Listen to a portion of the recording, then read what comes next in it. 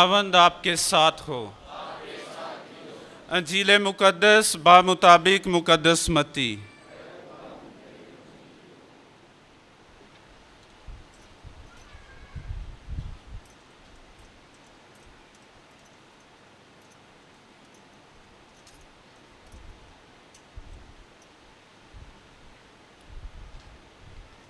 एक दिन यीशु ने एक तमसील लोगों के सामने पेश करके कहा कि आसमान की बादशाही उस आदमी की मानिंद है जिसने अच्छा बीज अपने खेत में बोया।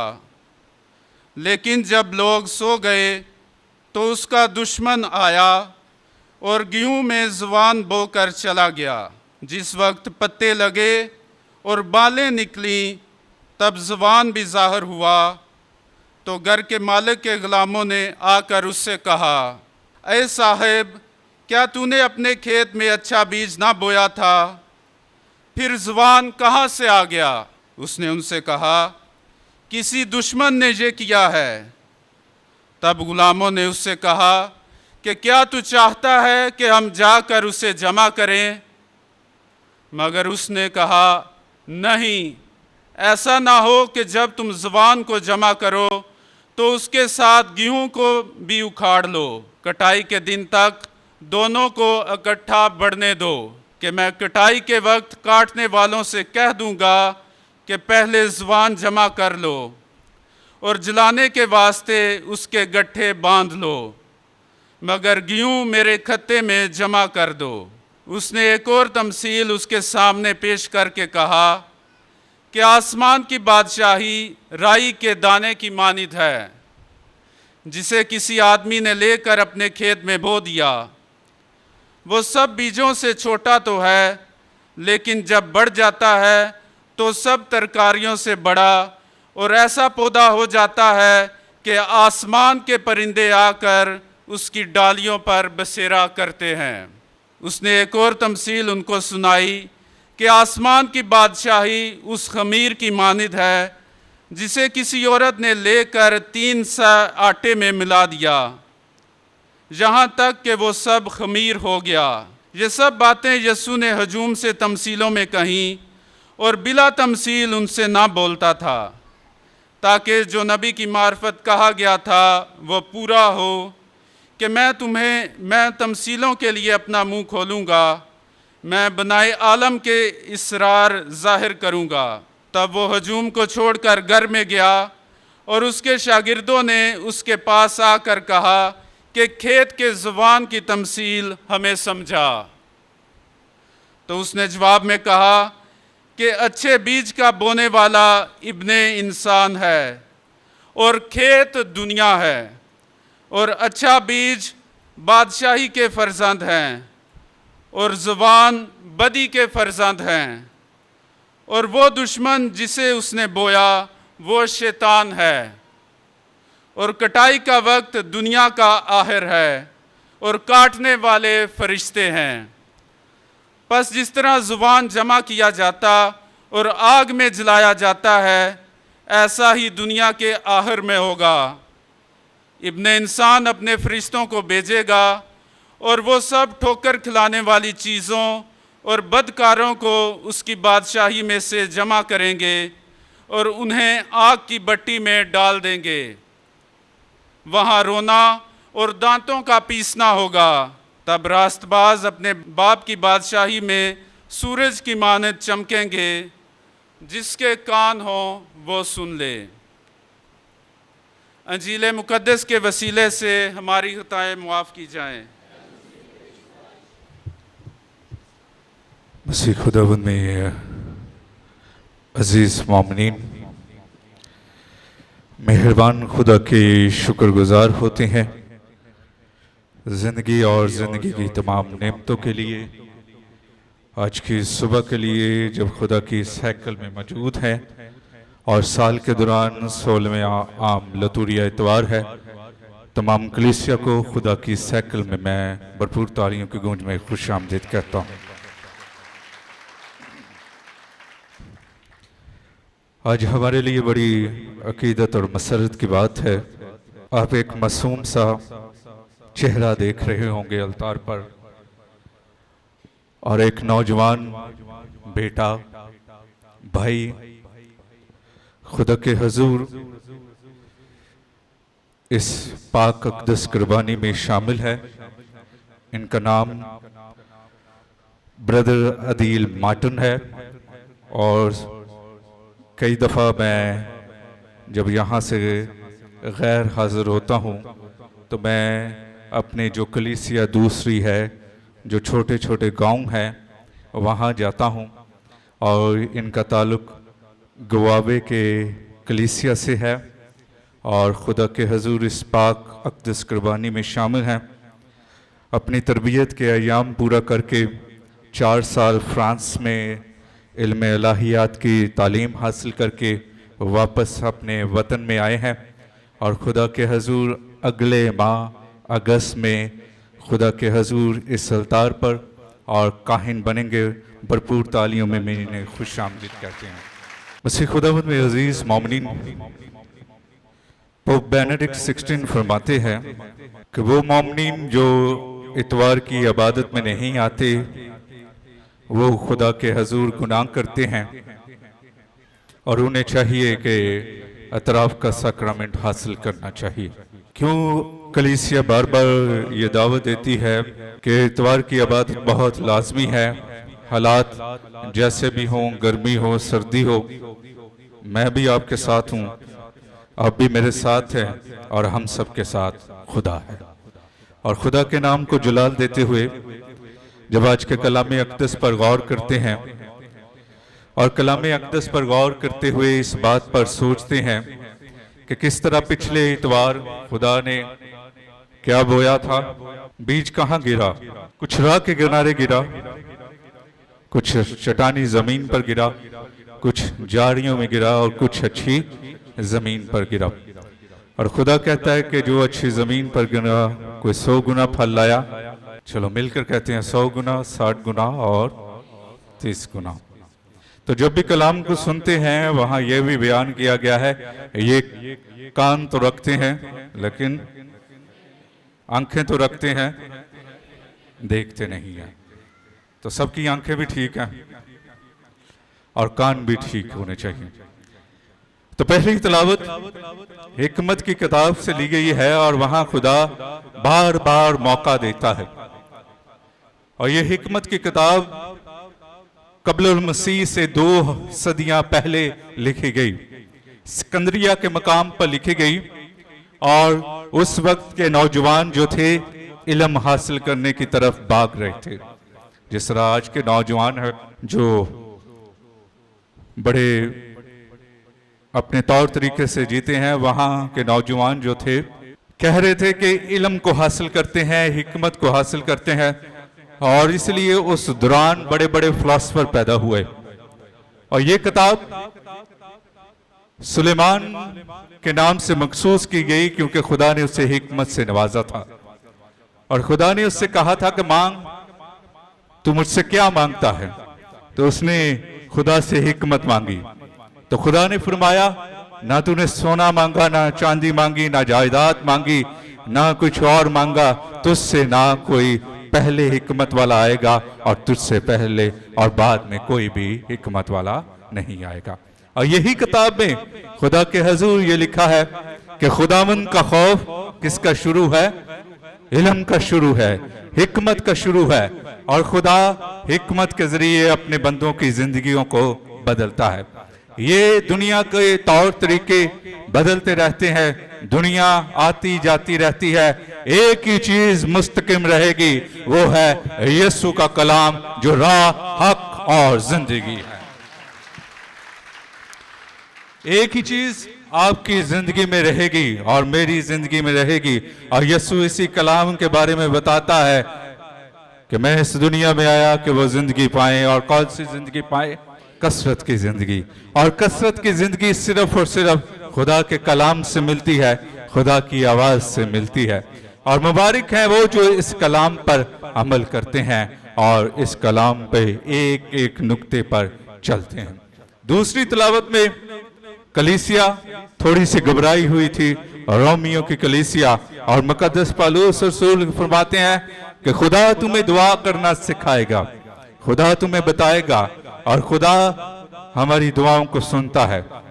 कई दफा जरूरी नहीं कि दुआ जो है बड़े बड़े अल्फाज से की जाए, बड़ी बड़ी चीजों से की जाए, बड़ी बड़ी बातों से की जाए और बड़े बड़े लफ्जों से की जाए। और इसलिए खुदा ये फरमाता है कि वो रूह तुम्हें दुआ करने की सादत देगा, वो रूह तुम्हें सिखाएगा। और जब आप रूह में होते हैं तो आप घड़ी को नहीं देखते, आप खुदा को देखते हैं और खुदा की सलीब को देखते हैं। यही हमारा अरूज है, यही इब्तिदा है, यही इंतहा है। और इसी इंतहा में खुदा ये फरमाता है कि खुदा का रूह आंखें भर भर कर हमारे लिए दुआ करता है कि हमें किस चीज की जरूरत है। और इसलिए मसीह खुदावंद में अजीज मोमिनीन, हमें किसी चीज की जरूरत नहीं होती जब खुदा का रूह हम में आता है। तो जब रूह खुदावंद मुझ पर है, आप पर है, तो खुदा हमारी जिस्मानी और रूहानी जिंदगियों को और जरूरतों को पूरा करता है। आज भी एक तमसील पेश की गई और यीशु लगातार तमसीलें पेश करता है। पिछले इतवार भी बीज की मिसाल थी और आज भी बीज और गेहूं की और फिर राई के दाने की और फिर खमीर के आटे की। तीनों तमसीलें हैं, लेकिन तीनों तमसीलों का अरूज एक ही है। कैसे है? आप सारे तो शहरी लोग हैं, हम तो देहाती लोग हैं। अनाज उगाना बड़ा मुश्किल होता है, रिस्क कमाना बड़ा मुश्किल होता है। और इसलिए जो किसान होते हैं वो मिट्टी से जुड़े होते हैं और मिट्टी उनसे जुड़ी होती है। खुदा का कलाम उस मिट्टी के बारे में बताता है, जमीन के बारे में बताता है जहां खुदा बीज बोता है। खुदा बीज बोने की तरह निकलता है, गेहूं हाथ में लेता है और गेहूं को अपने खेत में बिखारता है, फेंकता है। और गेहूं जो है वो बड़ी खालिस होती है, उससे आगे आटा बनता है और आटे से जो आगे चीजें हैं, दूसरी चीजें हैं, जिस तरह सूजी, मैदा वगैरह, उसी से निकलता है।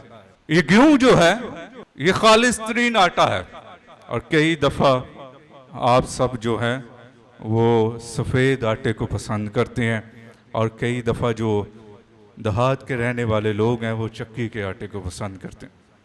इसमें फ़र्क क्या होता है? गेहूं का दाना खालिस होता है और उसका आटा भी खालिस होता है। एक रोटी, एक फुल्का ही आपको इतना ताकत दे देगी कि आपको दूसरी की ज़रूरत ही नहीं होती। बाकी जो सफ़ेद आटा होता है ये जो है इंसान जो है ज़रूरत फील करता रहता है। इसमें क्या होता है? एक गेहूं जब फटता है तो फटने के साथ उगता है और आगे सिट्टों में तकसीम हो जाता है और वही सिट्टे दोबारा से साफ किए जाते हैं और फिर उनको गंदम की सूरत में, आटे की सूरत में चक्की में भेजा जाता है। कैसे होता है? कलाम में लिखता है कि जब तक गेहूं का दाना जमीन में गिरकर मरता नहीं, फल नहीं लाता। ज़बान क्या है? ज़बान भी एक बीज है और खुदा ने अच्छा बीज बोया और फिर उस बीज के साथ दुश्मन आया और दुश्मन ने ज़बान बोल दिया। ज़बान और गंदम जब शुरू में बढ़ती हैं तो दोनों ही जो है सब्ज रंग की होती हैं, दोनों की बालियां भी एक जैसी होती हैं, दोनों का कद काठ भी एक जैसा होता है। और जो काश्तकारी, जो किसान है, वो समझ जाते हैं गंदम कौन सी है और ज़बान कौन सा है। ये इतनी खतरनाक ज़बान बीज होता है, अगर कुछ चरिंद परिंद गलती से भी खा लेते हैं या जानवर खा लेते हैं तो वो उसी वक्त जो है उनकी मौत हो जाती है। जहरीला होता है, जहरीले के साथ जहर होता है। और इसलिए कई दफा आपने देखा होगा जब सड़क के किनारे जाते होंगे या मोटरवे पर सफर करते होंगे तो कई किसान, कई ऐसे काश्तकार लोग जो हैं वो अपनी खेत में ऐसी जड़ी बूटियों को जला देते हैं ताकि इनका बीज ही ना हो। इससे पहले एक प्रोसेस होता है, वो अनाज और गेहूं को काट लेते हैं और इनको अलहदा कर लेते हैं। खुदा भी इसी तरह कहता है, खुदा भी इसी तरह कहता है, बढ़ने दो, शरीर को भी बढ़ने दो, रास्तबाज को भी बढ़ने दो, इनको मना ना करो, इन पर ही सूरज चमकता रहेगा, इन पर ही खुदा की बरकत आती रहेगी, चांद सितारों की रोशनी इन पर ही आती रहेगी। लेकिन यौम आखिर में मैं अपने रास्तबाजों को शरीरों से अलग कर लूंगा। ये है खुदा के कलाम।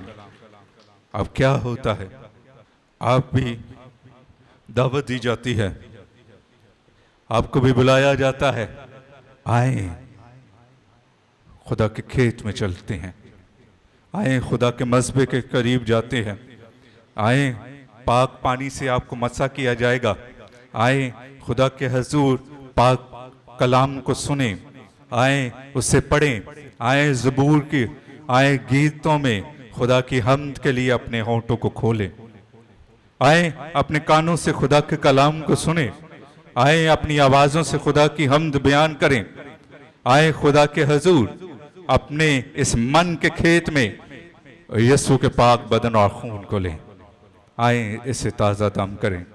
लेकिन एक आपका बड़ा अच्छा दोस्त है जो आपके बड़े करीब रहता है, कोई बता सकते कौन है? किसी ने कह दिया शैतान है। वो आपके बड़ा करीब है, वो आपको उकसाता रहता है, वो आपको बताता रहता है, वो आपको चालाकी से खिलाता रहता है, वो कहता है कि खुदा के घर में नहीं जाना, वो आपको सुलाता रहता है। और यकीन जाने इतनी गहरी आपको नींद आएगी जब चर्च का वक्त होगा, उससे पहले आपकी नींदें भी आराम होगी और उसके बाद भी। तो इंसानी तौर पर माहिर नफ्सियात कहते हैं इंसान में दो तरह के शख्सियात पाई जाती हैं, एक अच्छी है और एक बुरी है। इंसान के अंदर ही जो अच्छी सलाहितों वाला ज़मीर है, आदमी है, अगर आप उसके मुताबिक चलते रहेंगे, उसे अच्छी खुराक देते रहेंगे, तो वो खुदा की तरफ माइल होगा। और दूसरी तरफ एक ज़मीर है जो कई दफ़ा हमें मुलामत ही नहीं करता और कई दफ़ा हम बुराई का साथ देते हुए बढ़ जाते हैं। तो आज खुदा का कलाम हमें ये दावत देता है, जिस तरह मैंने पोप बेनेडिक्ट की बात कही कि जो मसीही मोमिन या घराना इतवार के रोज़ चर्च नहीं आते, वो खुदा से माफ़ी मांगे और इसका इतराफ़ भी करें।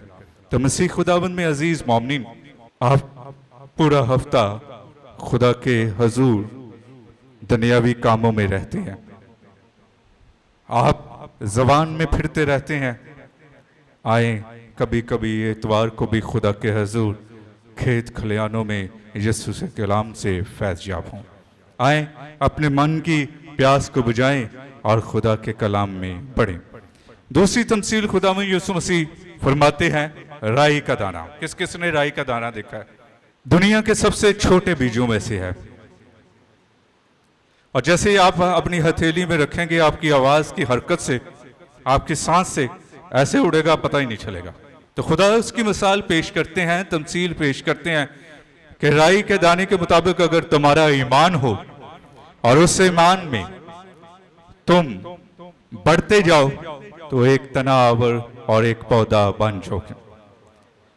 खुदा ईमान की बात करता है, खुदा इतने बड़े ईमान की बात नहीं करता, दूसरे ईमान की बात नहीं करता, इतने इतने स्केल की बात नहीं करता।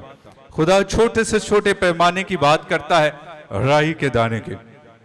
और कई दफा हमारा ईमान भटक जाता है, हमारा ईमान जो है वो भटक जाता है, और भटकने के साथ साथ कई दफा इधर जाते हैं, उधर जाते हैं, उधर जाते हैं, और पंजाबी तो कहते हैं बहुत घरां दा परोना भुखा ही रहता है। तो ईमान राई के दाने के बराबर होना चाहिए, और खुदा राई के दाने के बारे में बताता है कि अगर तुम्हारा ईमान इतना सा हो, छोटा सा हो, तो तुम्हारा ईमान बड़ा बन जाएगा, तुम्हारी जिंदगी जो है बड़ी बन जाएगी, और इसलिए तुम उस ईमान से आगे बढ़ोगे। ये ईमान कौन सा है? यीशु के साथ दो डाकू लटके हुए थे, एक डाकू ने सच्चे दिल से, सच्चे मन से तौबा कर ली और यीशु ने कह दिया कि आज ही तू मेरे साथ वादा कर दिया फिरदौस में होगा। ईमान होना चाहिए। हमारा ईमान भटक जाता है, हम भटके हुए हो जाते हैं, मजबूत ईमान नहीं रखते। और क्या होता है कि कई दफ़ा हम अपने रास्तों में भटक जाते हैं, कई दफ़ा हम अपनी मंजिल से भटक जाते हैं, भूल जाते हैं। और इसलिए जब आपको कोई भटकाने की कोशिश करे, चाहे कोई ऐसे इल्म हो जाए, हिकमत हो जाए, कोई ऐसी बातें हो जाएं, कुछ नहीं होगा। आप यीशु का नाम लें, जिसने सब कुछ किया होगा ख़त्म हो जाएगा। मेरा ईमान है। ये खुदा का ये कलाम है और हमेशा आप दुआ करें। आप यीशु के लोग हैं। खुदा राई के दाने के बारे में बताता है, यहाँ तो यीशु का पूरा कलाम आपके मन में बसा हुआ है। यहाँ तो यीशु का पूरा पाक बदन जो है आपकी जिंदगी में आ जाता है। यीशु खुद आ जाता है और जिसमें यीशु आ जाता है उसमें शिफा ही शिफा होती है और उसमें मौजज़ात होते हैं। उसकी जिंदगी बदल जाती है, उस औरत की तरह जो यीशु के पोशाक को छूती है और शिफा पाती है। और बेशक हमारी जिंदगी में भी जितने मर्जी प्रॉब्लम आ जाएं, तकलीफें आ जाएं, मुसीबतें आ जाएं, लेकिन जब से यीशु को अपनाना है, यीशु के नाम में सारी बुराइयां बदियां खत्म हो जाती हैं। तीसरी तमसील बड़ी खास है, वो है बढ़ावे की, आगे बढ़ने की। मुट्ठी भर आटा है, 3 सेर आटा है और थोड़े से खमीर डाला है और सारा का सारा क्या बन गया है? थोड़ा सा आटा है और थोड़ा सा खमीर डाला है और फिर सारा खमीर में तब्दील हो जाएगा। इसके लिए भी तगदो चाहिए होती है, सब्र चाहिए होता है, बर्दाश्त चाहिए होता है। ये तरक्की की तमसील है, आगे बढ़ने की तमसील है कि थोड़ी सी मकदार है और उस थोड़ी सी मकदार में खमीर डाला गया है और सारा का सारा खमीर बन गया। ये तरक्की की है। कई दफा हम अपनी गमारी में, अपनी खुमारी में खोए रहते हैं और कई दफा हम इसी बात पर एक दूसरे को गुस्साते रहते हैं, कहते रहते हैं कि बस जी हमारे साथ इस मुल्क में बहुत ज्यादती हो रही है, हम आगे नहीं बढ़ रहे। अब बढ़ें, अब खुदा के लोग हैं और खुदा अपने लोगों के लिए खुद ही रास्ते खोल देता है। खुदा अपने लोगों के लिए खुद ही मंजिलों को आसान कर देता है।